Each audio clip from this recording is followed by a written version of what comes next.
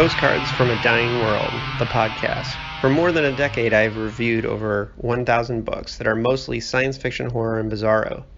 This feed will feature bonus audio I have produced over the years, as well as a monthly digest of reviews based on what I've read each month, plus the occasional bonus material about my own fiction. Thanks for listening. Recording in progress. Welcome to this special edition of Postcards from a Dying World. I'm really excited to have my guest here. Paul Mahern is a really important person in the music scene or in the history of punk rock in my home state of Indiana. He was lead vocalist, I believe, right, of the Zero Boys, which is one of the seminal hardcore bands, punk rock bands of Indiana, and a huge influence on my novel, Punk Rock Ghost Story. They were referenced in and I believe quoted at the beginning of the book. I'd have to look and see, but they were a huge part of the inspiration for that. So, Paul, welcome to the podcast. It's very exciting to have you here. Thank you, David. Thanks for having me. Now, we're going to be talking about a class you're teaching at IU, but let's get into your background, where you come from, where you grew up, and how you got into punk rock, because that's what we're going to be talking about mostly today. Because you're old school, right? How did you get into punk rock? Well, let's see. So I was born in 1963, and I have older brothers and sisters. So when I was very young, they were teenagers and very much into 60s bands like the Rolling Stones and the Beatles. And so from very early on, I was very aware of the impact of music on teenagers. And I was just fascinated by it. So I started my own record collection pretty young with some Jackson 5, 7 inches and things like that. Was very much into the Motown vibe. And then eventually we moved from Indianapolis to Chicago when I was in 3rd grade, and a few years later I started to get more into heavier stuff, like metal stuff, like Black Sabbath, and there was a little bit of a Elton John, David Bowie period there, but I was a record collector pretty early on, and just got into like heavier and heavier stuff. I was way into Kiss and a little bit into Aerosmith. Yeah, that's right. And then I moved back to Indianapolis to go to high school. But at some point before I moved back, I became aware of the Ramones.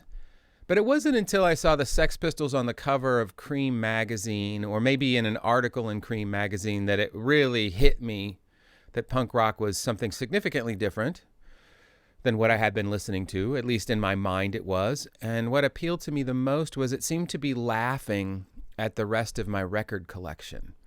It seemed to immediately form some sort of, hierarchy based on sarcasm and cynicism about rock and roll, and I just loved that. And so, I got into, by 1977, I was pretty heavily into punk rock. I was at a very large high school in Indianapolis. I was the only punk rocker there out of 5,000 people at first, until I recruited some members for my first band. Now, was that the Zero Boys, or did you do a band before the Zero Boys? No, before that I was in a band called 3 p.m. It was a high school band. And it was just to rehearse, we just rehearsed, but we started writing material immediately.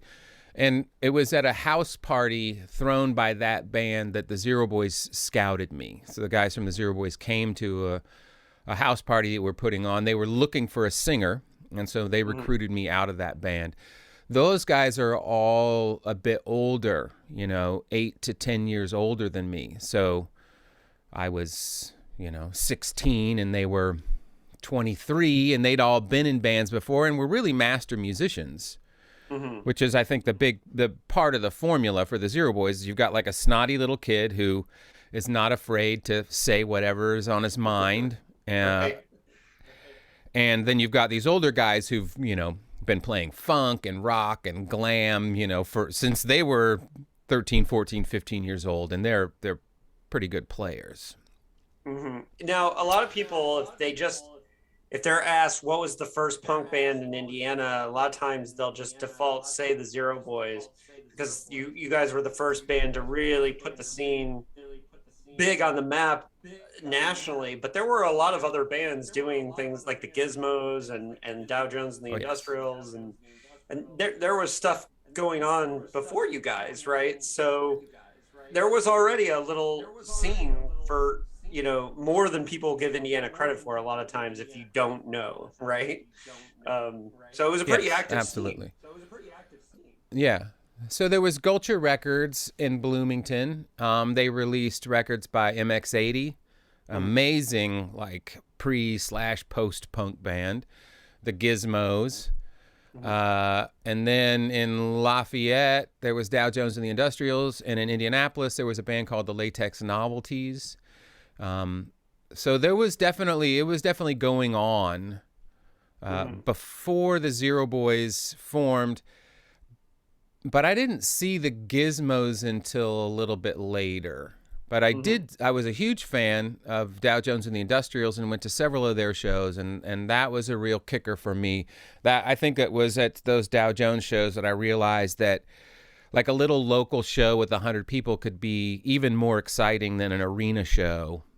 Right. Seeing Black Sabbath or whatever. It's like I think that they were a big part of making me realize that like this kind of street level thing was cooler. And so the thing with the Zero Boys, and you hit on this too, is that the musicianship for a punk band was really, really, really good. And for my money, there's a couple classics: Living in the '80s, Civilization's Dying, like a couple like Vicious Circle. Like there's a couple just like undeniable punk rock classics. And that's me saying it, right? But what was it like being a part of that unit and writing it at the time? Did you just think you were having fun, or did you know you guys had something special cooking at the time? Well, we put out an EP called Living in the 80s first. And we had our original bass player, John Mitchell, left the band. And then we got Tufty, David Clough. And his musicianship was, at a pretty high level. And at that moment, we started writing Vicious Circle. We were listening to a lot of bands like the Circle Jerks and the Dead Kennedys and Germs, and started playing faster. But when we were preparing to record Vicious Circle, we rehearsed every day for at least a month, hours. And we did the whole record. We demoed the whole record on 4-track first. So we were more prepared than almost any band I've recorded since then. Right. And we recorded that record. We recorded that record in a day and mixed it, maybe a day and a half, and mixed it in like half a day or something like that. So it was all preparation, all rehearsal, and then in the studios it was just about performance. I mean, we thought it was great. I had very little perspective on it. I mean, I certainly didn't think we were gonna, quit our day jobs, because nobody in the punk scene at that time was able to quit their day jobs. Right. Then the record was going to come out on Gulcher, but we sent him a copy of the completed record, and he turned it down. So, there we were with Vicious Circle starts off by being turned down by the record company that promised to put it out. Yikes. So I think at that moment, he didn't get it, Yeah. like Gulcher was more of a traditional punk label. We played really fast. I think that at this point, it doesn't feel so much like it, but there was a real difference in vibe between punk and, what becomes hardcore. Right. And I think that, hardcore was appealing to a significantly younger audience. And Bob Richards, he didn't get it, in the same way that the Zero Boys, once we started playing faster, none of the kind of traditional punk / new wave fans in Indianapolis really wanted to see us anymore. Wow. Yeah. Well, it's funny too because we look back on now, we think of it as a seminal record, and the idea that it got rejected is crazy. So before we get into how it came out, where were you guys practicing? What was the Zero Boys um uh practicing every day for a month? Was that somebody's basement? Where were you guys doing that? Yeah, we had a friend of ours who was kind of our manager or co-manager, Marvin Goldstein. He was very supportive, and his brother, Sam, had a garage attached to his house. And we would go over there, and when he was at work, when his brother was at work, mostly we would just practice in the garage. Yeah. So we had a little PA in there, and just would just have at it every day that we possibly could. Right. Well, there's It's something to be said for those days. There's just magical like coming together things, and I think a lot of bands it's nowadays have important. practice spaces, not just garages, right? Yeah, I don't know. I don't. I think that the success in anything is definitely tied to tenacity. I think that the Zero Boys in that moment were extremely tenacious. I think it's harder to find people who want to carve out their entire existence and dedicate it to playing music. But when they do, that's when special things happen. Yeah, yeah. So eventually you had to find somebody to put it out. What went on with that? Well, there were a lot of labels, all over the country kind of popping up and that were putting out American hardcore records, punk records, and we sent a copy of the tape, the demo to all of them. Frontier, Slash, probably Alternative Tentacles, Discord. Obviously Discord passed because they're a regional label. Right. And but we got Posh. I think we sent it to Posh Boy. We got rejected, by all the labels, and then eventually our other manager, Bill Levin, managed to come up with enough money to press like 2,000 copies. So we did the record ourselves, and then very slowly we're able to build a little bit of a following in Boston and Philadelphia, and we did a little bit of an East Coast tour and. Kind of found some like-minded people. Back then it was all about getting reviewed in the Boston Rocker or in the fanzines, Right. which was a pretty slow process. Mhm. Right. And then as the eventually, this record would go on to become a classic, but at the time, I'm sure it felt like Chinese water torture, like just like drip, drip, drip, you know, uh, Well, of like that getting around the record, country. yeah.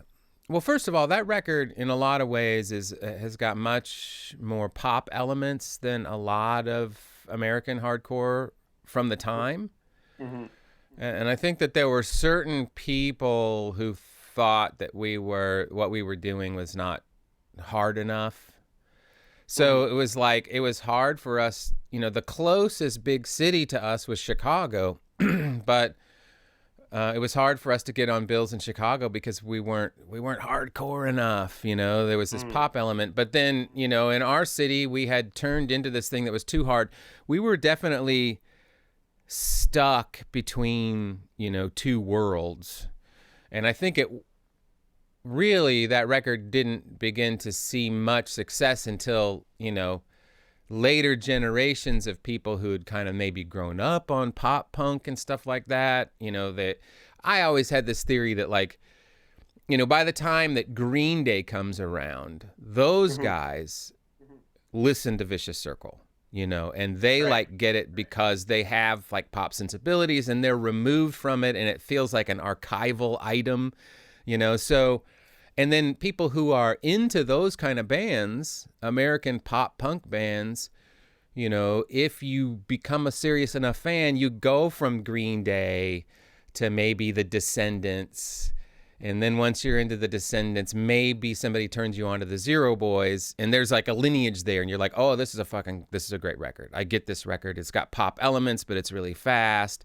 But at the time, we couldn't get arrested. Like, you know, we had very few successful shows. We did have a really great show in Torrance, California at the Barn. Jello was a fan, and he put us on a bill that was like Minor Threat, Zero Boys, MDC, and the Dead Kennedys, and a couple other bands. And that was, you know, that was the first time we played in front of 1,000 people or whatever it was. It was the first time we witnessed, like, you know, serious stage diving. Right. But back home, you know, we have to put on our own shows, and, you know, we were lucky if there'd be 150 people there. Right. Well, and how Zero Boys were introduced to me was once I started to get into punk rock, and it was funny because when you start that early wave of punk rock, you almost think of bands regionally. Like, this is the band, this is the big band from DC, this is the big band from, these are some of the big bands from Boston. And the first time the Zero Boys were introduced to me, a friend said, oh, this is our Circle Jerks. This is the band from Indiana that was kind of the our early 80s band, right? And so this would have been 89, you know, probably. And I remember hearing it and just, you know, immediately being like, this is really awesome. And it's funny because the impact that you guys had, I think sometimes, like, there's weird ways where you see the impact that, you know, the fact that like a big New York City hardcore band like Leeway covers Civilization's Dying, right? Like, that's just, you know, it's cool, but it's just, you know, it's a sign of respect that you guys probably weren't feeling when you were doing the band at the time at all, you know? Yeah, definitely not. We were, it took a long time. It took your exact generation, I think, to really kind of get it. Because it just felt enough removed. Oh yeah, we were long gone by that time. Yeah. At least, you know, at that point. But we've had, you know, a lot of people have covered that song. That's been great. It's been great to see that the music has some, you know, some sustaining power. And, you know, we've seen, like, the last time Metallica played in Indianapolis, they played a couple of Zero Boys songs. What? So, I did not hear that. Right. Yeah, I mean, they did this in a couple of cities at least, where it's like a couple of members leave, and then a couple of members stay on stage and they kind of blast through a couple of like local songs, and they did a Mellencamp song or something, and then they did a couple Zero Boys songs. So it's like, you know, it's great. You know, the Hives covered Civilization's Dying on an EP several years ago, and I guess that was a pretty big thing as well. As a record fan, a fan of recorded music, and somebody who understands the staying power of a piece of vinyl or a recording, that's really, really special to me. Because some of my favorite records are records that are really way before my generation. And so I get it. Like, you know, so I get it. Like, you know, maybe my favorite record of all time is Easter Everywhere by the 13th Floor Elevators. That's not my generation.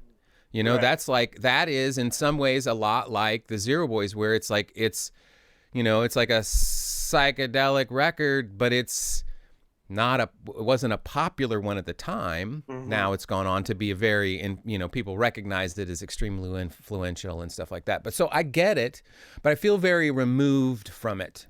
Like, I don't really necessarily feel like the 16-year-old who wrote the lyrics to Vicious Circle.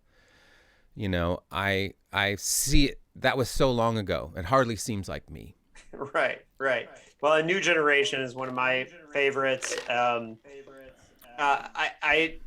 have a lot of love for that record, and I think you're right that it just it's a good stamp in time. But, you know, even bands that were popular back in the day, I don't think people realize. For example, like Minor Threat is, you know, so well loved today in a way that I don't think they were at the time. But people like look back on that, and I think one of the reasons why is because they didn't constantly do reunion shows. There's never been a Minor Threat reunion show, so I think in some ways that band sticks in history in a really interesting and cool way. Not that, like you guys have gotten back together and done shows, and that's really cool, but the Descendants, for example, are back doing shows, and it doesn't take away from what they were doing. But I think Minor Threat being just a part of history and only part of history, I think is an interesting thing to look at. So, but well, Minor Threat made some of my favorite records of all time. I would put them in my top 5 American white rock bands of any genre, period. Yeah. And they broke up at a moment where everybody thought, well, if this music is going to become popular, it's probably this band. If the Zero Boys had been as popular as Minor Threat at that moment, we probably would have stayed together. Because they were, everybody was talking about Minor Threat. I mean, it was still a pretty small scene, but their star was shining pretty bright at the moment that they gave up. Yeah. And we'll get into the whole history of punk rock thing too, but I think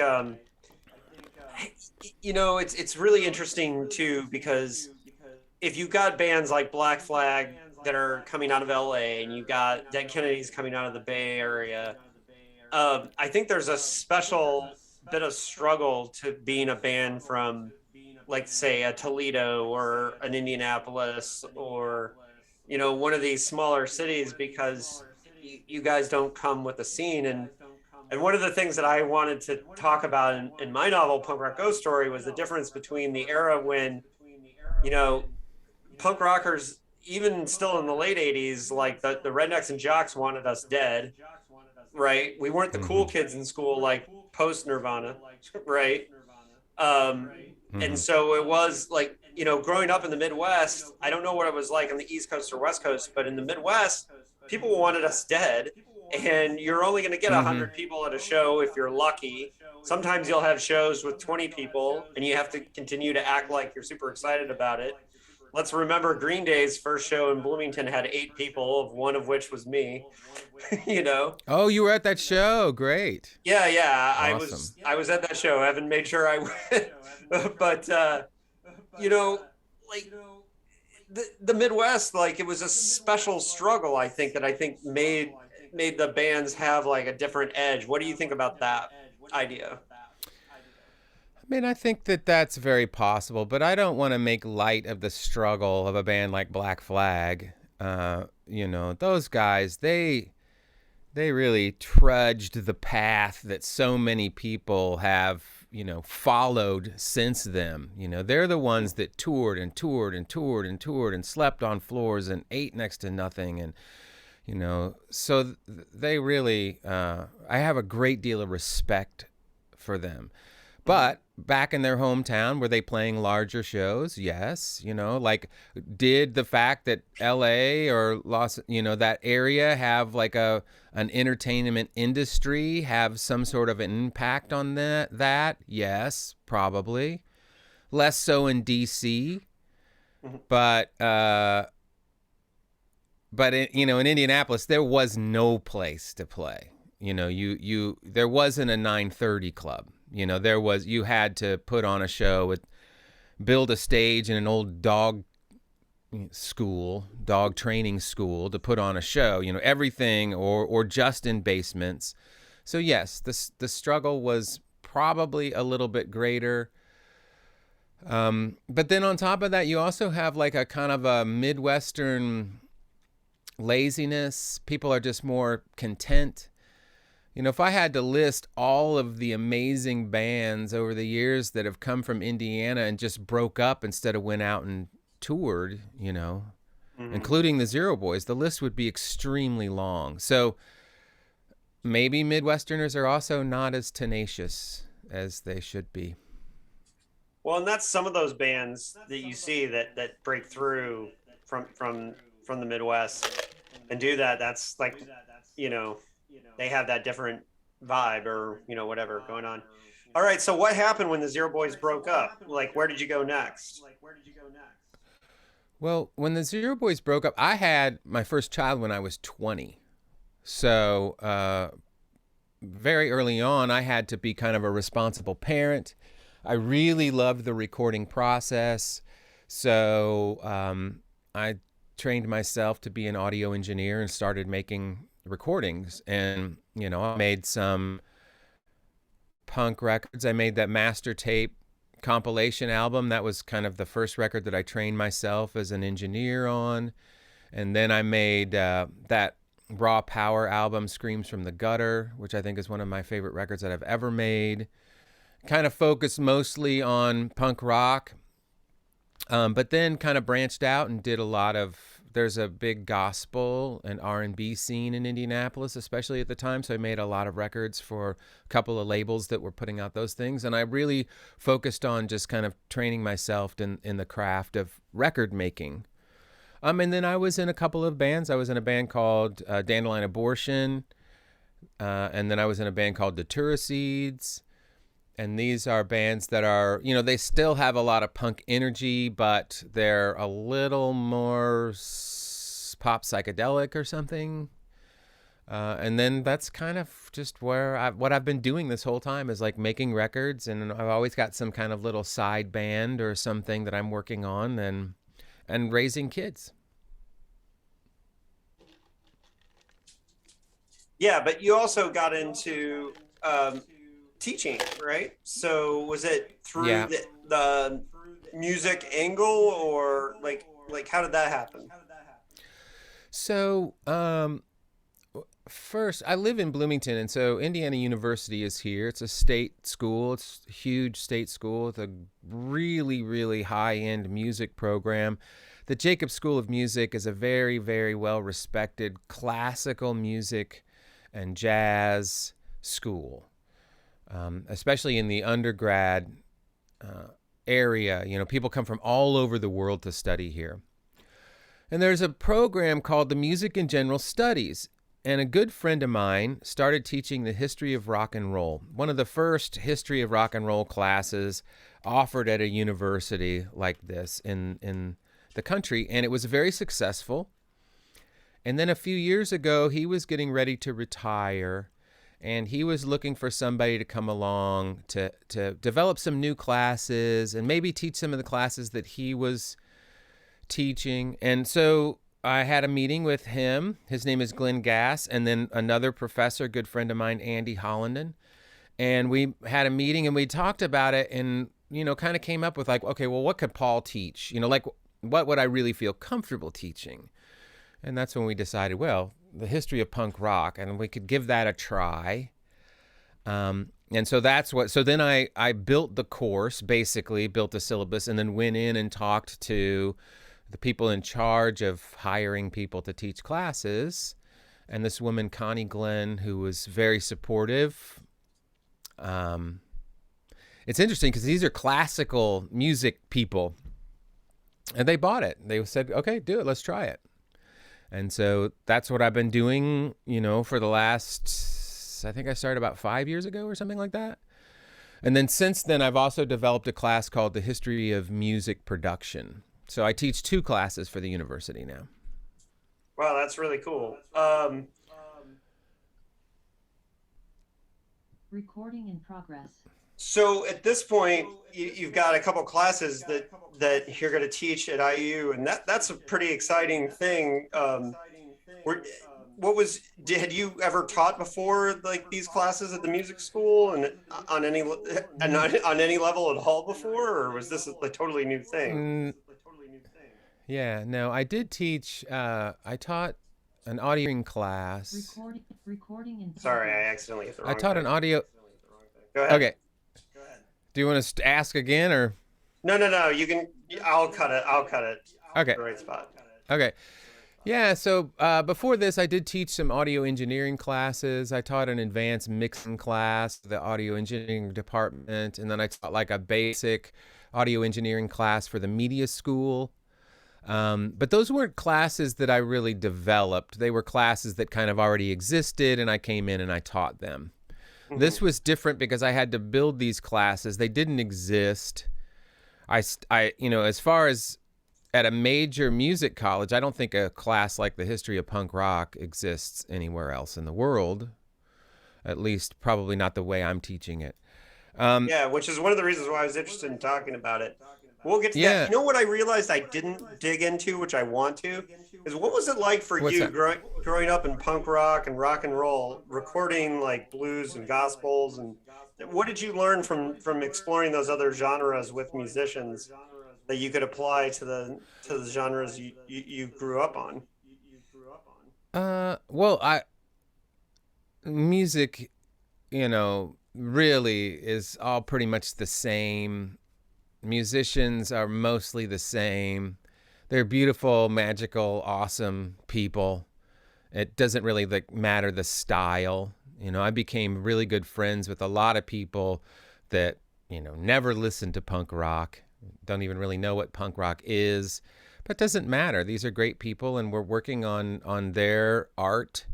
And so it didn't really matter to me. It did at first. I wanted to just make records that I wanted to make. But because I was in a financial situation where I had to make money and I was kind of forced outside of that box, that's when I really realized that, it doesn't really matter what kind of music you're making, as long as the people are good and they're struggling at their craft and trying to make it better. Then I was all in for trying to help them with that.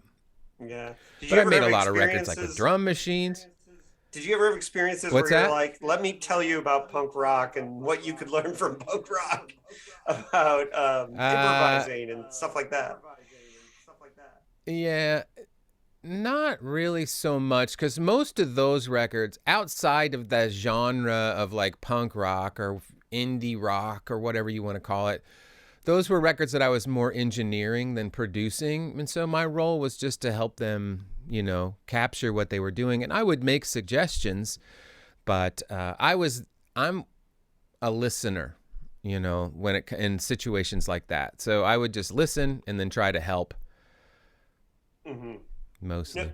Now, one thing about teaching the history of punk rock that's really interesting to me, and I had this experience when I had Robert Pennington, who is most famous for singing for Endpoint and By the Grace of God, some of the bigger hardcore bands to come out of Louisville.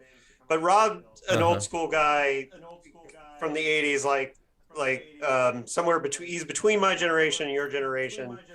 But I always knew the history of my local scene with bands like in the late 80s with the Walking Ruins, the Nids, the Toxic Reasons, back to the Zero Boys, the Dow Jones, the Industrials.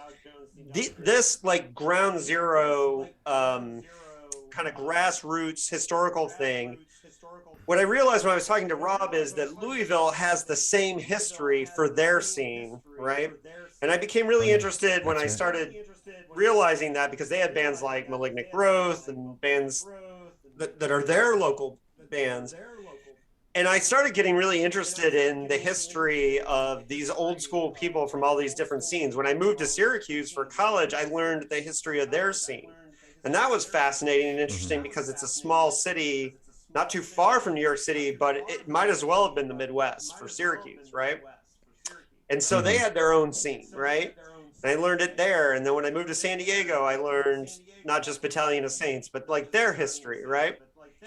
And so I love the idea of studying the history of punk rock. And I know you're doing a more macro, like kind of thing, but I'm really interested in seeing in the future, like it would be really cool to kind of dig down into the history of all these local scenes in an interesting way. But I think studying the history of punk rock is so important, because we could lose all this information if people start dying and we don't have it written down. You know what I'm saying? Yeah. And so when you approach this, like, I'm going to be teaching the history of punk rock, where do you start? Like, what's your thought process on that? Well, I'm not a historian. Right. I know what I know based on my own taste and what's come my way and my own record collection. But I learned pretty quick that I was a far cry from an actual historian. So I had to fill in a lot of gaps. So, and that means, reading and listening, and then beginning to create an outline, like what are the important points. This is a class that in one semester I lecture twice a week for 1 hour and 15 minutes. So there's 30 some classes, which seems like a lot, but there's a lot to cover. Totally. So, I begin with the kind of concept of what is the punk attitude in philosophy. So we talk about Diogenes, the cynic, the Greek philosopher, who's like, brings cynicism into light. And then, we move into like the 60s kind of garage rock bands and look at what might potentially be one of the first or the earliest punk rock songs that were recorded. And then we go to Detroit and we look at Detroit and the Stooges and the MC5 and the Detroit riots. And the whole time we're trying to look at like what is the environment that these things are created in. And then then we're in New York, and we're looking at the Ramones and Blondie and all that kind of stuff. And then eventually we get over to England and we look at all those bands and, and then it goes, into kind of like post-punk, and then it goes into American hardcore. And it's a lot of information, but it doesn't get too deeply into any particular group, except for in the case of like the Ramones. I'll do a whole class on the Ramones. I do a whole class on the Sex Pistols. I do a whole class on the Clash. I do a whole class on Nirvana. But mostly it's me covering a lot, and then also listening is a big component. So for every class, there's a playlist of 12 songs, 10 to 12 songs. So these students they get tested on the lecture components, and then they get tested on musical identification.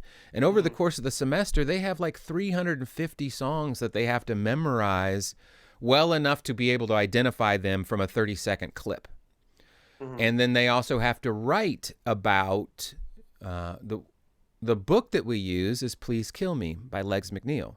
So they read from the book while we're in the New York scene, and then they give us, they give me perspectives. I ask questions about like what's going on and why. And then when we get to the anarcho-punk stuff, we talk a lot about anarchy and that sort of concept. When we get to the straight edge thing, we talk a lot about straight edge. And that's perfect because by the time we get to Minor Threat and straight edge, they've seen a shit ton of people die, right?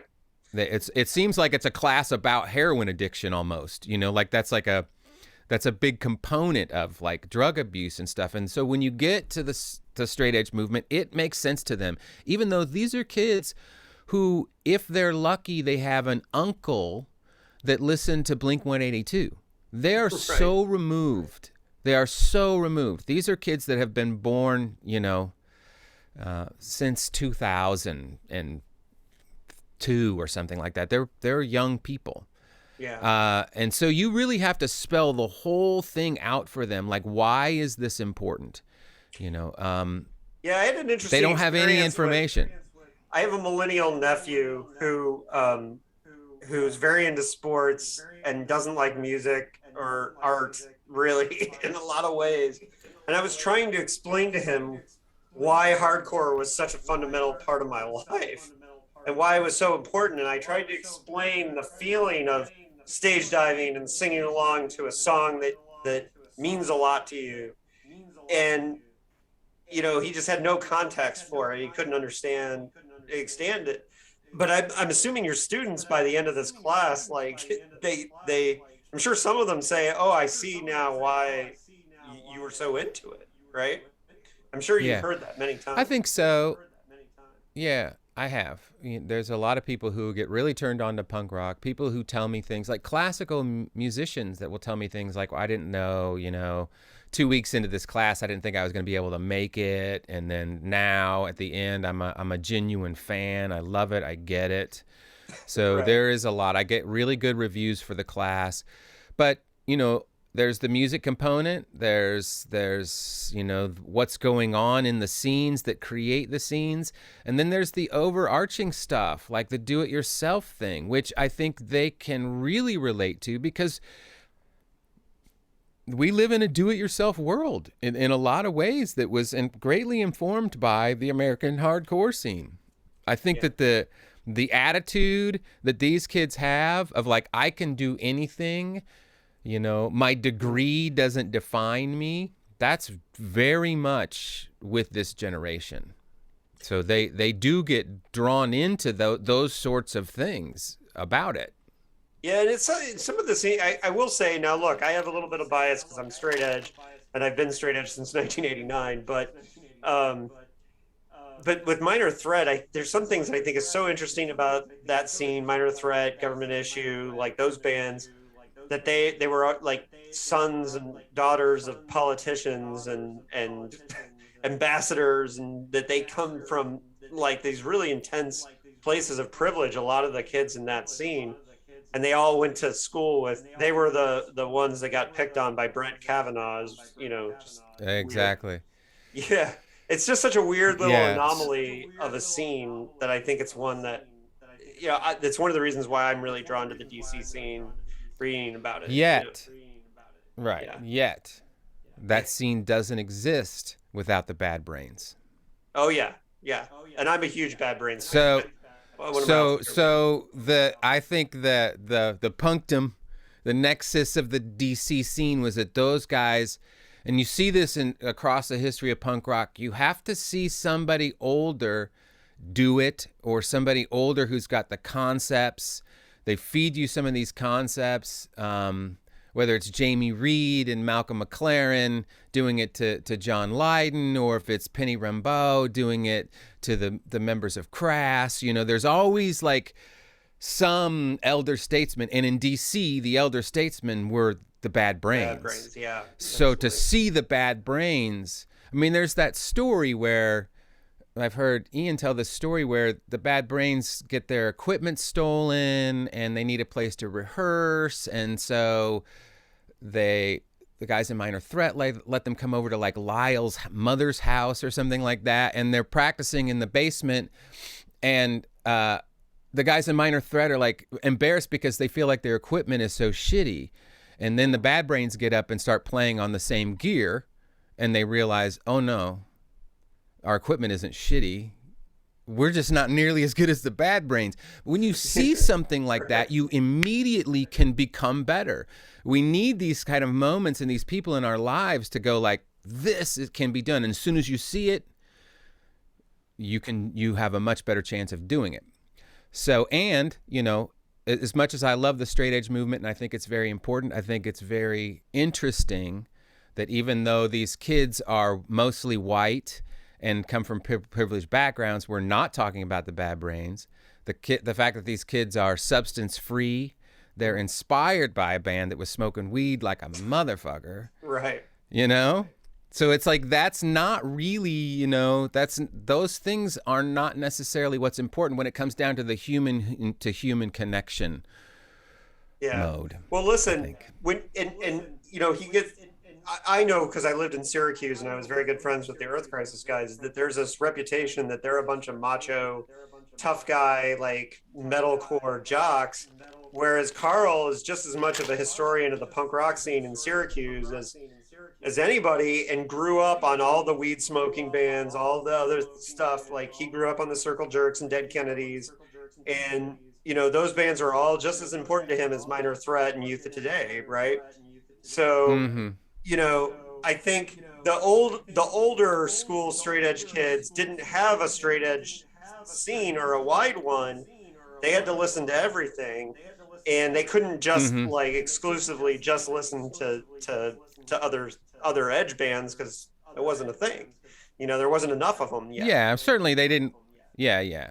And I just personally, I want to put that out there, that I know Carl pretty well, and he is so misunderstood. He is an old school punk rocker, and he loves the history of the Syracuse scene. He's actually when you get him going on the history of like the old school bands and he just recently did a punk band called Apocalypse Tribe that's old school punk sounding. So, but anyways, yeah. So for teaching the history and doing this class, like it's got to be, I'm sure you kind of had to recontextualize the history that you already knew as a music nerd, right?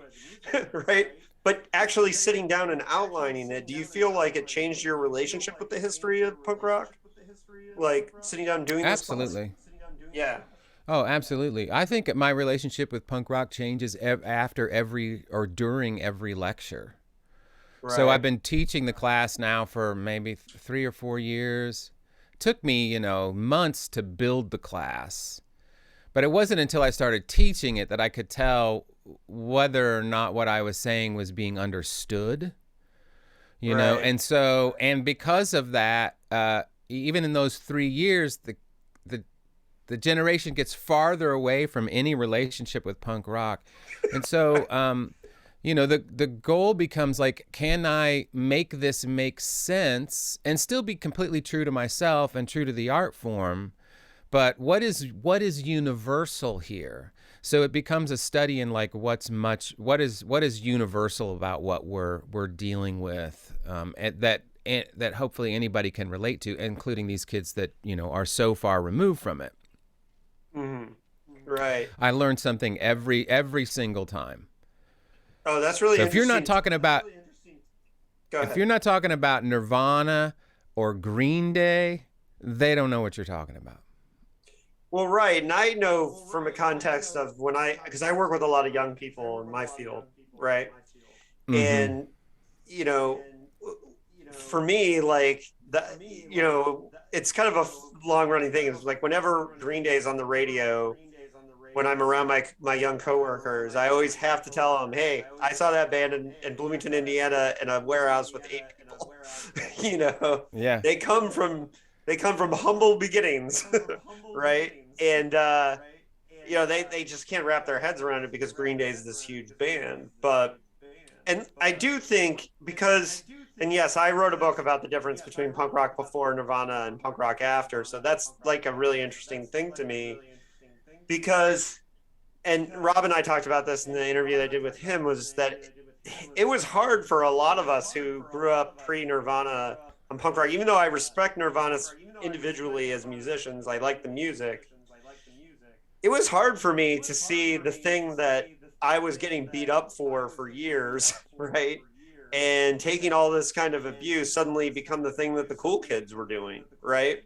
And that was a hard transition for a little while, where it was suddenly acceptable for, dudes on the football team to have a mohawk or, listen to music that, they knew who Mudhoney was all of a sudden. And I'm like, what is going on? So you taught a whole class on Nirvana. So you had to talk about that weird transition. Like how did you relate to that before you wrote the class and then after doing the class, like that whole Nirvana shift?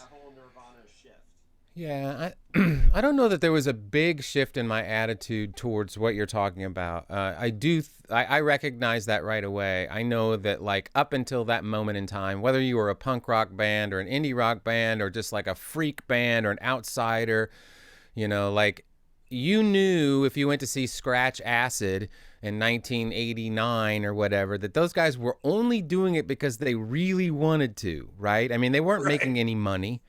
The Flaming Lips at the time, it's like there was no one was making any money. So you knew for sure that you were on some level getting this pure thing that was not cut with capitalism. And that was a big, important part of the scene for us. Yeah, that's a very good point. It was not as much so for people a little bit older than me, because the Ramones were on basically a major label and they were trying to have major label success. The Pistols were on major labels. The Clash were hugely successful on major labels. And then you look at bands like the Go-Go's or Joan Jett. These people sold millions of records. But then American hardcore comes along, and American hardcore comes along at the exact moment that the capitalists are no longer interested. So because of that, it builds this huge do-it-yourself scene. And that's very, very important. There's a big shift in the class in that moment. It's like one section ends and another section begins, and it begins with, okay, what's different here? Now the fans aren't in their 20s anymore. The fans are mostly in their teens, and nobody cares and nobody's making any money. And then that builds slowly across that section up to Nirvana. But we see Nirvana coming. We look at Sonic Youth when they're basically a no-wave band and they're doing songs with Lydia Lunch. And then we slowly see them get signed to Geffen. We see it coming. And we talk a lot about capitalism and how capitalism, the goal is to make money. And as soon as they can make money, they're going to make money. So when Nirvana happens, nobody's surprised. They get it. It's like, okay, this was coming all along, but things are different.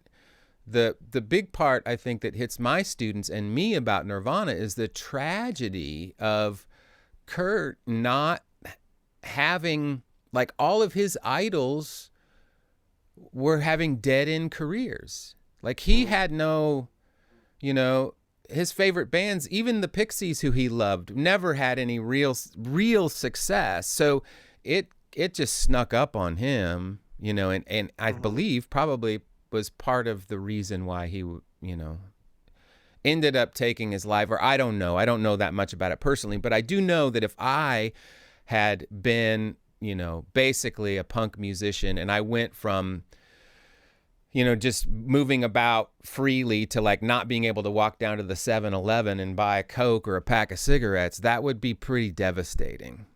Yeah. So, that's a big part of that. And I think that that idea has become more solidified. But I don't cover any of the bands that I think were signed because of Nirvana. None of them.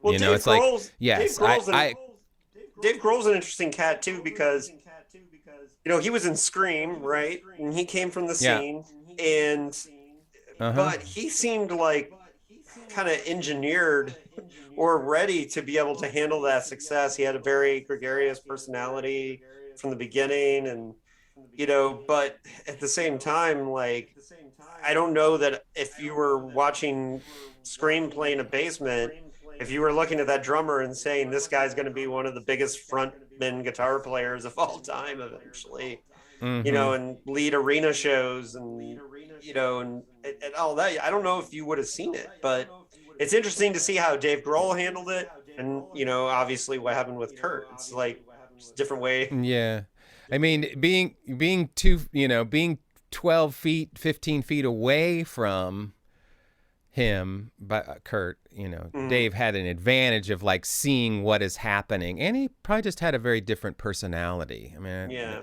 this certainly wasn't the only thing that did Kurt in, but yeah. Well, and talking about art. I mean, God love Dave Grohl. He seems like a really, really, really great guy. But he's not in the same universe as Kurt Cobain. No, and I don't. Yeah.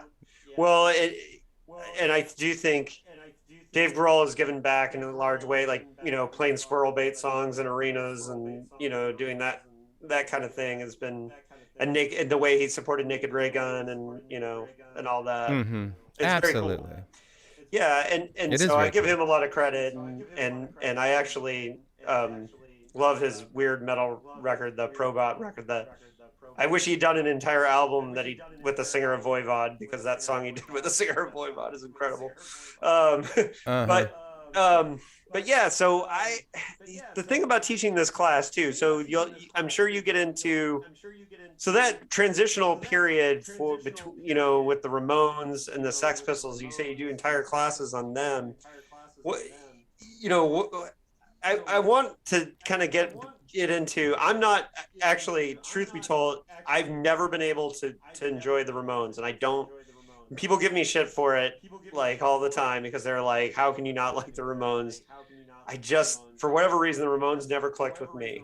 However, I am interested in what teaching an entire class about the Ramones is like. Do you take a couple songs? Do you play them in the class, or do you expect the students to have heard them before they come to the class? How does that work? Well, this is the interesting thing. It's like I teach a whole class on the Ramones, and I only cover their first 5 albums. Right. So it starts with the Ramones and it ends with End of the Century, the record they do with Phil Spector. I mean, their catalog's too big. And in general, I look at a couple of songs per record. I'll play the song, I'll throw the lyrics up on the keynote lecture, and we'll talk about the lyrics. And to me, when I started thinking about the class, the first thing I thought was like, let's get an outline of what is punk, and so to me, high on the list of what is punk, right up there with anarchic, and aggressive and all that kind of stuff, is sense of humor. Yeah. So to me, if a band doesn't, if it's not funny or there's not a sense of humor, it's way less interesting to me, and it's also kind of falls outside of what I think punk is. And so the Ramones are funny as fuck, and they have all these amazing cultural references, things about, went down to Frisco, joined the SLA, the Symbionese Liberation Army. They have these, they're singing about Judy is a headbanger and her mother is a geek, and it's like there's all this like kind of underground culture stuff weaved into their songs. So there's a lot to unpack, even though it's very funny and it's very simple. So when I'm talking about the Ramones, it's about that sort of thing. And then I think that Joey Ramone is one of the best song stylists. I would put him up there with Frank Sinatra and James Brown and Elvis Presley. I think that he is that good of a singer. So there's a lot. I think even if you weren't a Ramones fan, if you took that class with me at the end, you would probably have a broader understanding of why they might be important. And I'm not saying that you would then love the Ramones, but right. It's hard to imagine someone not. Yeah. Yeah, I understand how important they are. I just never was a big fan. No, two bands. Yeah, the other thing. Go ahead. Sorry.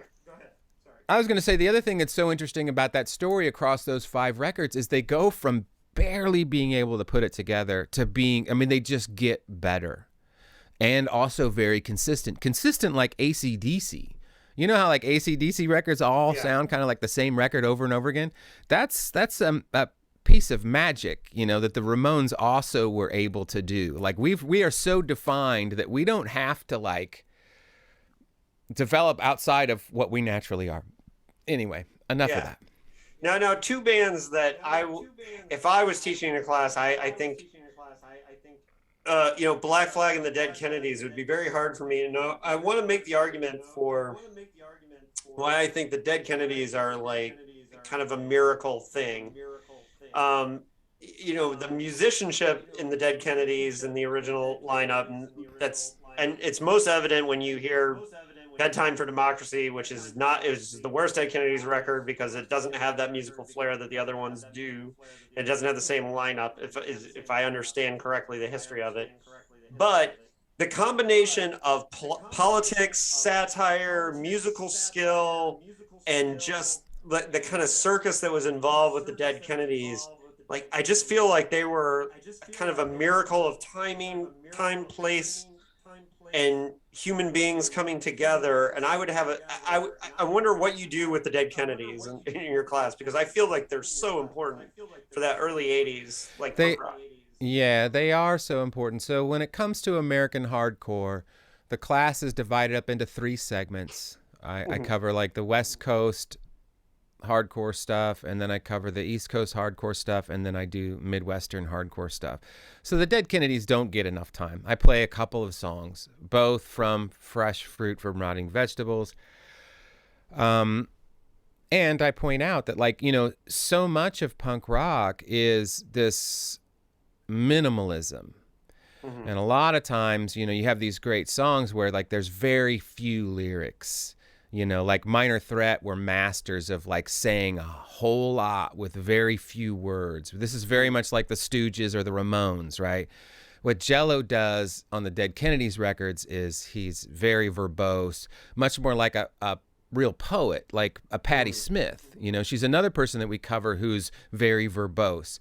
So we talk about that a lot. And then we talk about, you know, what is he talking about in Holiday in Cambodia? Like, what is the political situation that he's referencing? And how do we feel about how he's referencing it? And who is that song about? Because ultimately, it's one of the great songs that's really about the students that I'm teaching. You know, he's basically directly pointing the finger at like privileged college students who, you know, graduate and think they know what's going on. But there's this other thing going on in the world. And our world is exactly like that still today. You know, it's not necessarily those exact situations, but you're sitting in a room. How ridiculous is this? You're sitting in a room listening to some old white guy with white hair talk to you about punk rock. You think you're going to leave this class and know anything, yet there are places in the world where the struggle is absolutely fucking real. And that's what this song is about. So that's how I approach the Dead Kennedys in the lessons, you know, that Jello presents. You know, it's like real world shit, and it's really, really smart, and it's really, really funny. See, if it was that smart but it wasn't funny, I wouldn't be as interested. Well, and that's what I think people you know, why they couldn't repeat the Dead Kennedys without Jello. Why they couldn't just get another singer and do it. That's absurd. It's absurd to think of that. Yes, and my hot take is I think Plastic Surgery Disasters is their best record, but I will say Nazi Punks Fuck Off was my first punk rock song, so they have a special place in my heart for that too. But what about the Misfits? Because we haven't talked about the Misfits, and I think I would have a hard time not talking a lot about the Misfits, even though Glenn Danzig is kind of he's Glenn Danzig, you know. But the Misfits, the Misfits get a fair amount of time in the class. They don't get a whole class, but probably almost a third. But again, I cover all the early stuff. You know, like everything I play is, you know, the singles before Earth AD. And because part of my concept is I'm going to tell you about this band. I'm going to tell you what I'm excited about. I'm going to put their songs on the playlist. Hopefully one of these bands is going to appeal to you, and you're going to have a whole lot of music that you can go and discover yourself. So I don't try to be a completist with this thing. It's just like, I'm just trying to give you a taste of all these things. I think the Misfits the kids, they respond to the Misfits. And the thing that's weird is it's like, you know, I throw up that Crimson Ghost logo and I'm like, have you seen this? And they're all like, yeah, we know that. I'm like, but do you know what it is? And like, you know, half of them, maybe a third will go like, I think it's a band called the Misfits. So that's like, you know, there is that image that appeals to them. And the Misfits are catchy, and Glenn's a great singer. But then, you know, you look at a song like Bullet, and you know, it's fucking crazy. Like, that song is crazy. And like, think about that from the perspective of somebody who's never really been into punk rock. Right. You've learned a lot about punk rock up to this point, and then like, here's this person who's singing about the president getting shot and singing about like bodily fluids, and you know, it's just like, I think that they're fascinated by Danzig, and he sounds like Morrison. And these kids all know who Jim Morrison is, you know. Yeah. That style of singing is so much easier for them to digest than a lot of the stuff that I cover. Right. So, and then I would say Black Flag and all the Hermosa Beach bands and that whole thing. You said you kind of just cover the West Coast in one class, but I'm sure, you know, what songs do you go for Black? I think so much of Black Flag and the Circle Jerks is that LA scene and that struggle. One thing you have with that is you have Decline of Western Civilization to show people, to say like, hey, if you really want to learn more about it, you know, we have this movie. Well, Yeah, there's two movies that I have them watch that really help with the American hardcore stuff, and that is the movie American Hardcore, and State of then Mind, Decline right? of Western Civilization. Yeah, Yeah. and so Oh, American Hardcore. so Yeah. yeah. So they watch those like in the week. That's like homework assignment. They watch those before I start teaching American hardcore. So they do have some kind of concept and they get information, and that way they're able to ask questions. When it comes to Black Flag, it's a, you know, I try to weave in this whole scene aspect. So of course it starts with Keith as the singer, right? And then we know in 20 minutes we're going to be onto the Circle Jerks, and you see the same guy. So I cover the first record, and then I cover Jealous Again, and then I cover Damaged. You know, I play Six Pack, you know, and then of course that leads into the fact that in the next class is East Coast Hardcore, and we're going to see Henry Garfield, you know, and so it ties it all in. So that's a big part of the way I'm trying to teach the class. It's like, it's not exhaustive, but I want you to see these people over and over again so you get a sense of how small this scene was. Yeah. You know, here's this guy that joins Black Flag. He's on the other side of the country, and he comes in and he becomes the lead singer of Black Flag. Black Flag has already had 3 amazing singers, but he changes the history of Black Flag. So after working in an ice cream shop with Ian McKay. Yeah. But you, in the history of punk rock, you see this over and over again. These scenes are tiny. The CBGB scene is tiny. The Detroit proto-punk scene is tiny. The London punk scene is tiny. You know, you got the Bromley contingent, the Sex Pistols fan group, and in that group you've got Billy Idol, Steven Severin, Susie Sue, you know, all these people in their little tiny scenius, their little tiny group of friends. You have, you know, 3 of the biggest British punk bands that are going to exist, right? It's and I think that really appeals to me, and I think my students are inspired by that. Because I think ultimately what I want them to leave with is a sense of, you don't have to do punk rock, but whatever you do, you can do it yourself, and look around you at the people around you that inspire you and do something as a group. Now, I know you already explained this, but I know this because, you know, my house that I grew up in was in walking distance to the IU Music School. So you know, my father was a political science professor at SPIA, but I know enough about the music school to know that this is what, I know you said this, but this is one of the premier classical music schools in the country.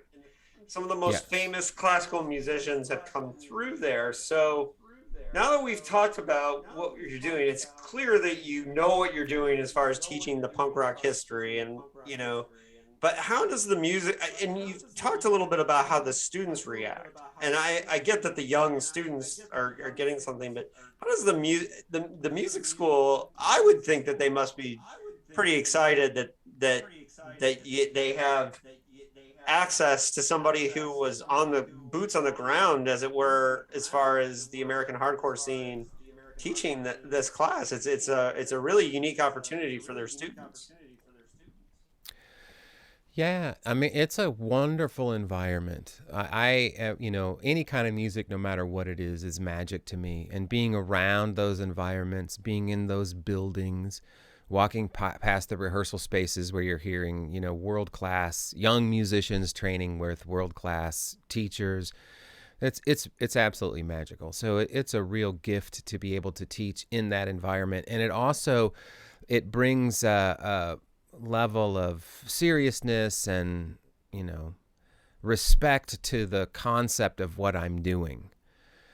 But the classes are really for students from the other colleges on campus. So what I'm trying to do is bring in political science majors to take the class. I'm trying to bring in Kelley Business School students to take the class. Of course, I get some classical musicians. But the point is that a music school like that needs to have income streams. And so the whole music and general studies program is about bringing people from other areas of the university into taking classes. In my class, the history of punk class, it's worth 3 arts and humanities credits. So if you come to Indiana University, you have to get 6 arts and humanities credits. If you take my history of punk rock class, there's half of them right there. Ooh, and that that brings in, every time I have a student show up to my class from somewhere else on campus, that's bringing money into the music school. So it's serving a really important function for everybody there. And because of that and other reasons, I feel like there's a great deal of respect for the program, the Music and General Studies program, with everybody within the music school. Even though we're kind of a little bit outside, what we're doing is different than what they're doing. Now, you have a unique opportunity in teaching this, because you're teaching all these songs by these other bands, right?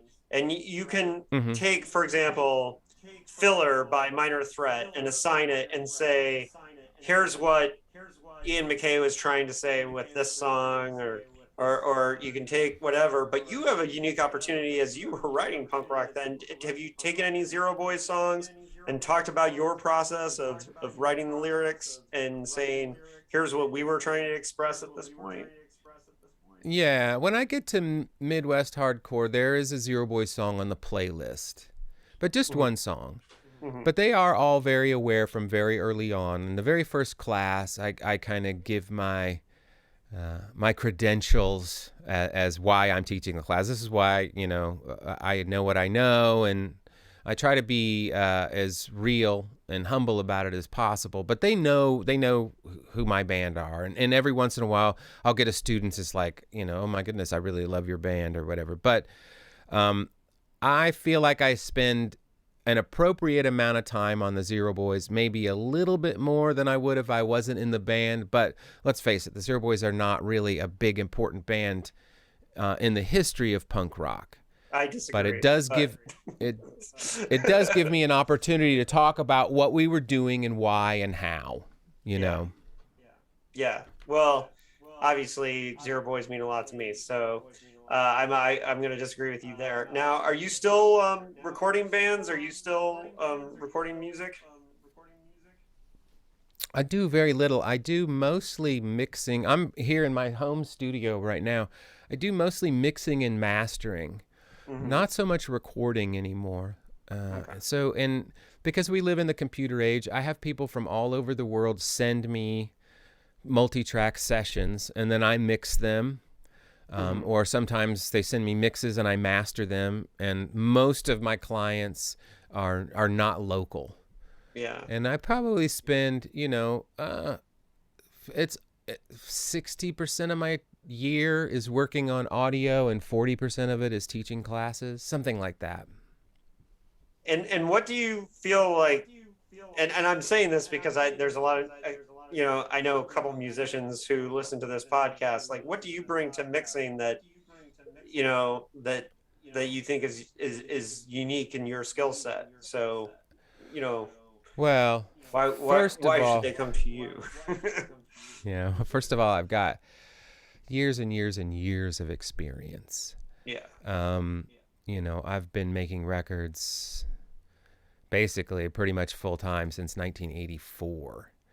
And I've worked with a lot of producers, musicians, other engineers. So my skill set is a sum total of everything that I've learned from those people, plus what I've learned through my own experimentation. If somebody, and a lot of people are making their own records now, so they'll record them on their own little computer systems and things like that. I think that if you can afford to hire someone like me or somebody else with my experience or skill set, you're going to learn so much about what's possible and how it's done. I work with a lot of young people, and I always take the time, like if they're mixing their own stuff, and I'm mastering it, I will kick it back to them. I don't think that the low end is right here. I think you got the vocals too loud, things like that, and so I feel like in some ways I'm always teaching when it comes to younger clients. But, the concept that somebody who is brand new to this and maybe is a good musician and has bought Pro Tools and they're going to make their own record and it's going to be as impactful or as powerful as it could be if you find the right engineer with experience, that's an absurd concept, I think. Yeah. So whether it's me or anybody else, I also think collaboration, everything I've ever learned of value, almost everything I've ever learned of value in the audio arts is by working with somebody who's a little bit older than me or has a different experience. You see something once, you hear it once, and it's immediately your trick.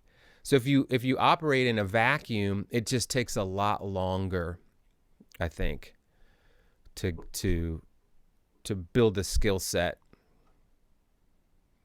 All right, that you could get a lot quicker. Before we go, what are some essential? Well, I guess you'd say it's all in the class, but do you have any really funny experiences with any of these songs where you just had a hilarious reaction from a student who either really got it or just didn't get it, or just what's the funniest experience you have with a student reacting to a song or overreacting to a single song? Do you have any of those? Well, I try to create an environment where everybody feels like they can express themselves as much as possible. And I think that I have finally figured out a way to do that successfully. They understand that I'm an anarchist, like a personal anarchist. And so they feel like whether they're conservatives or liberals, they feel very comfortable in my class saying whatever they want because they know I don't give a fuck, about that. I see no real difference. It's all playing a part of the system. And so that is really important. And the best information I get from them is in written responses. There's 20. They have to do 20 written responses to questions over the course of the semester. And it's in those that I feel like they really express themselves and let me know what their real opinion is.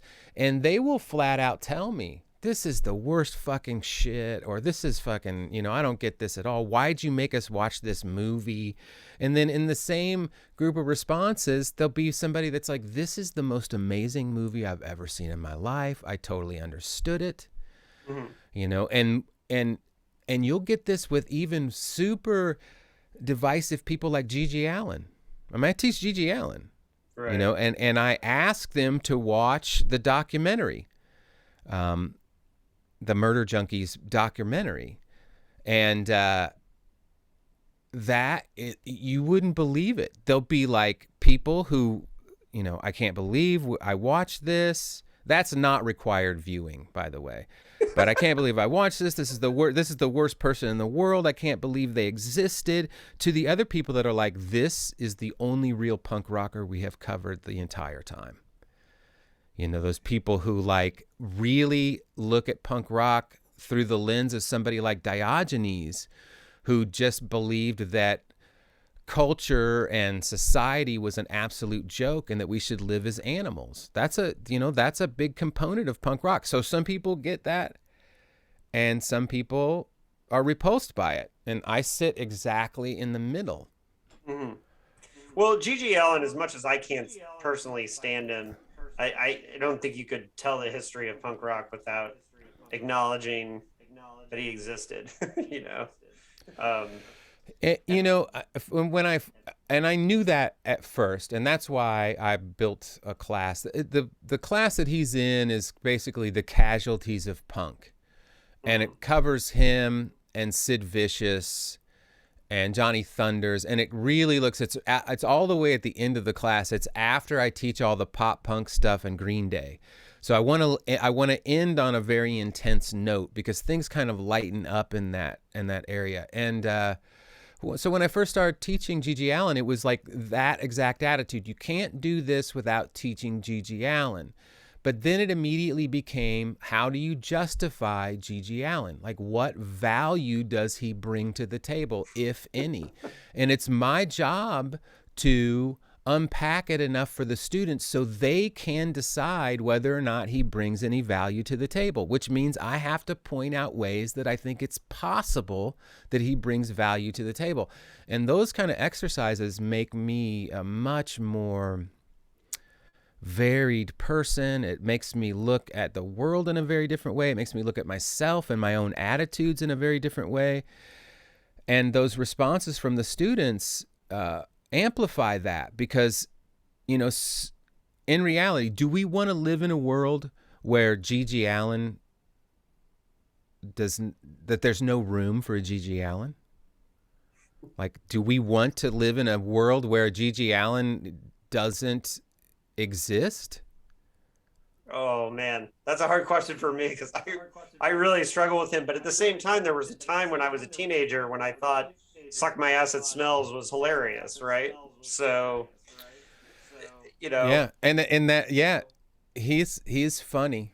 The question, here's a question for you: is Minor Threat funny? A couple songs, but I think more Minor Threat channels rage, right? It channels the frustration of youth, and I think, Yeah. for me, that's kind of the value of it. You see, Bad Brains to me is a band that's not very funny, but as far as punk rock goes, but it's just incredible. Like, there's no feeling in the world like a show opening with The Big Takeover, you know? Like, that song is just, you know, one of the fundamental. I could watch the video of them opening the show at CBGB's in 1982 with The Big Takeover a million times and never get tired of watching it, right? And there's some feeling about that where they're not necessarily funny, but and you know, and it's interesting that you bring that up, because Dead Kennedys was the first punk band I heard, and it was the humor that appealed to me. But then the seriousness of, like, the message also appealed to me when I heard Bad Brains shortly after that, and I heard Minor Threat, and, you know, and somewhere in between there's the Circle Jerks that have both, right? So I don't know. This is a big thing for me. This is something that I've thought about a lot. No, Minor Threat are not a funny punk band, so maybe funny isn't the right word. But is there a sense of humor to Straight Edge? I think there is. I think it's fucking, there's a brilliant sense of humor there. Yes, it's rageful. You can have rage and humor at the same time, but the way he presents it, it feels like he's making fun of all of these other people, right? And I think that comes from a place of a sense of humor. That's true. And they did Stepping Stone. They did cover Stepping Stone. So. Well, and you brought up Filler. That's definitely a humorous song. But I mean, even Screaming at a Wall is, you know, that's got a sense of humor to it. Now, if you want to talk about Fugazi, I don't know that there's a sense of humor in Fugazi. So there's the difference to me between, and now we're like splitting hairs, but that's kind of the difference between, you know, like punk and whatever Fugazi is doing, is that I feel like Fugazi takes itself very seriously and Minor Threat don't. Yeah. Well, they also had that weird cowboy song too. So, yeah, we'll steal your money and steal your shows. Like, yeah, well, that's true. And, you know, it's funny. I have a friend, who has a satirical straight edge band. He's from there. They were from DC. Called Good Clean Fun. I'm not sure if you're familiar with them, but they came out at a time when the straight edge scene was very serious, you know, in the late 90s. And it was, you know, very militant, you know, and then they did a sarcastic straight edge hardcore band called Good Clean Fun. And, you know, it's funny because Issa and I are really good friends now. But at the time, I remember not liking that band because I was like too serious about the stuff to get into it. Right? And now I crack up you at it, and I've lightened up about right. it, even though I still care about being Yeah. straight edge and all that. But I just, Of course. I just chilled out a Uh, little bit. but I do think that is the component that for me, this is the one of the things that the class has really taught me a lot is like what is funny or has a sense of humor and what doesn't, and how the stuff that doesn't have a sense of humor appeals to me a lot less. But that's just my own personal journey. Yeah. Well, when things get too serious, then it's less appealing to me. Yeah, and it's funny because none of the very serious bands that I have been friends with who are serious political bands they're all funny people in person, They all have great sense of humor, Race Trader, one of the most controversial bands of the late 90s hardcore, scene. Those guys are hilarious. All of them are very funny dudes. Very serious bands. Yeah. Well, one thing that we didn't talk about, but I'll make this very brief, is that I believe that there needs to be experimentation and invention in order for music to be really appealing to me. Right. And so one of the reasons that I kind of got less interested in the hardcore scene, after a few years, was that it didn't seem to be developing. I felt like Black Flag, Flipper, the Dead Kennedys, Minor Threat, Bad Brains, Circle Jerks, these bands were all very different from each other. But one of the things that happens is that as hardcore kind of turns to thrash metal-y and stuff, it feels like it loses its sense of humor, and then a lot of bands are kind of following each other. And then, that same thing happens with the straight edge scene. It's like it becomes less varied. But this happens in every form of music. It happens in disco. It happens in R&B. Everybody, you get a great leader, and everybody follows that leader. And I'm no expert on straight edge hardcore from the late 80s and 90s, so I'm probably speaking out of turn. But I do think that in order for punk rock to be appealing to me, there has to be some sense of experimentation.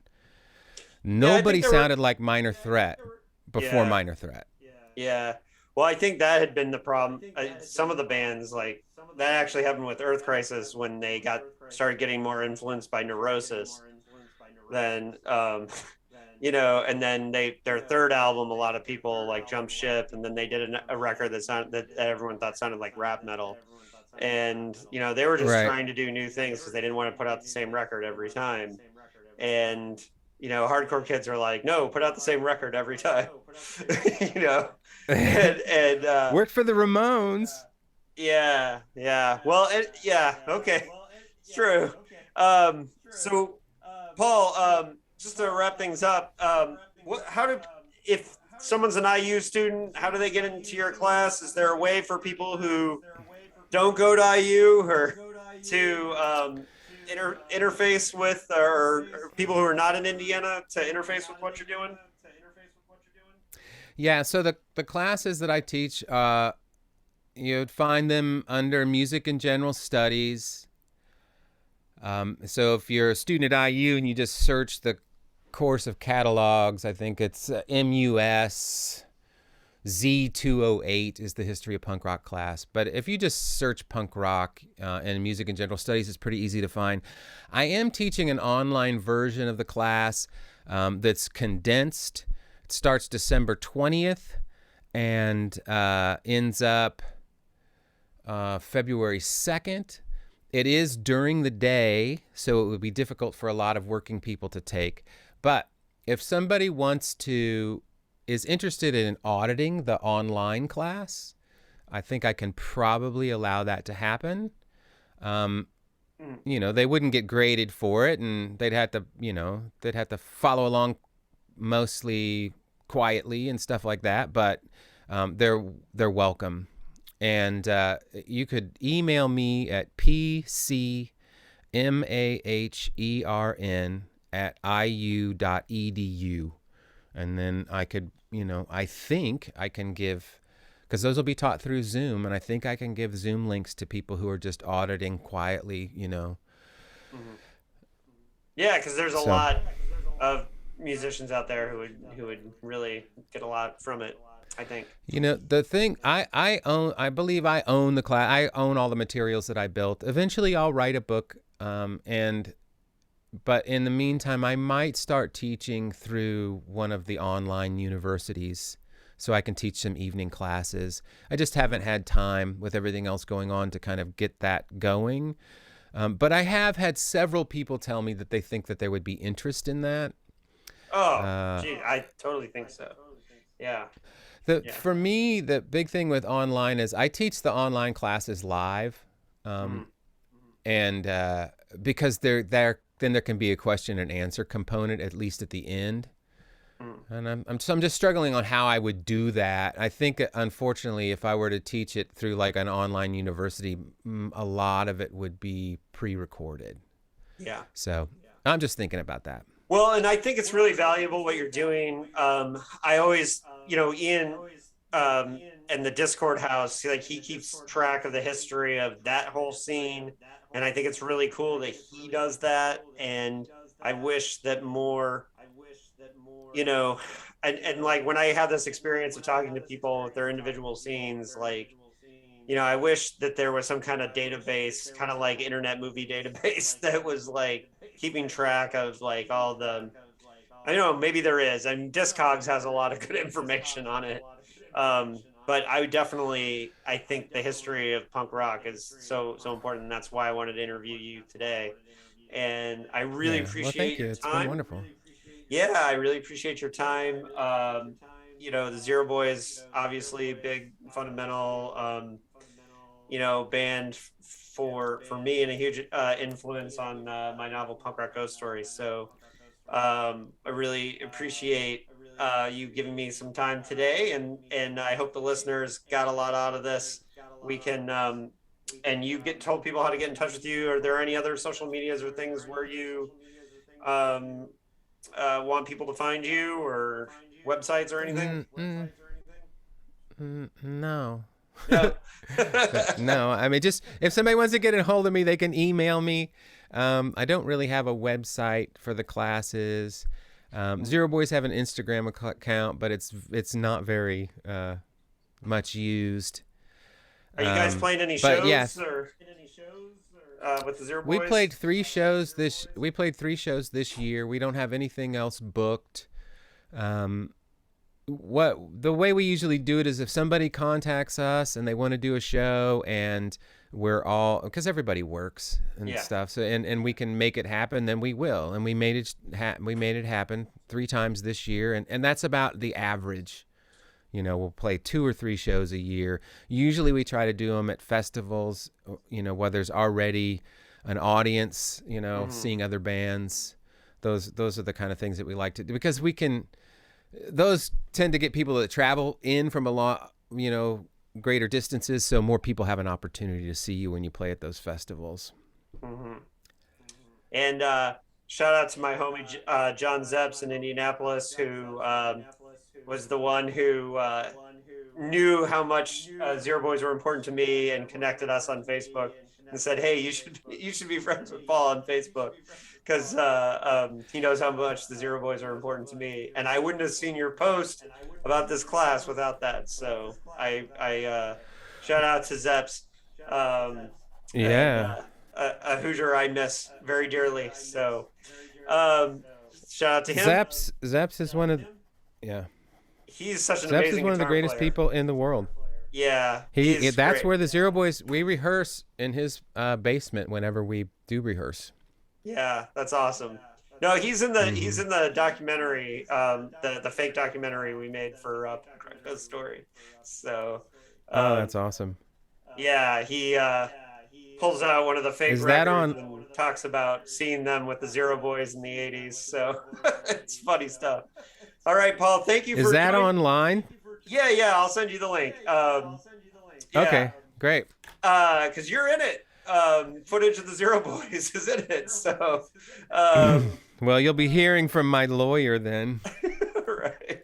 But yeah, you guys are so important to it, and I know we'll probably be talking again because I had a great time talking about this class and would love to pick your brain about it more.